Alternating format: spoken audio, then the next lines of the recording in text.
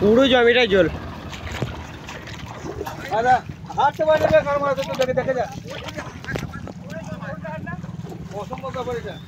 ওই একটুর জন্যই মা অনেক ব্যাপার। এই শুরু আছে সবটুকু ঠিক আছে, কাছে কাছে পুরোটাই মারা জল। হ্যাঁ হাঁটটা পড়াতে এসে দেখাবো চলে যাবো মা।